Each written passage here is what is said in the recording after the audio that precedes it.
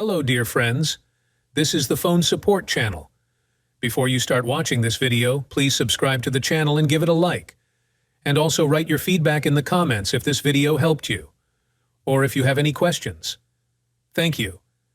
In this video, I want to tell and show you how to insert a link in your profile description in TikTok. How to do it? Very simple. To do this, go into TikTok. After that, click on the profile icon. Now click on the button, Edit Profile. Here click not on the button bio, but on the item, website. You can also add a direct link to Instagram or YouTube. To do this, there are 2 points where you can also add links to these networks. But how do you add a link specifically to a website? You click on Website, and here we write the link or copy and paste it here. After that, click Save. Exit here. Refresh the page, and see that our site has been added to the description of the profile in TikTok. All works very well. As you can see, this is a very simple and quick way. Done.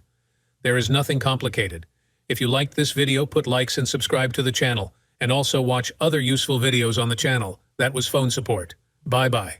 See you later, friends.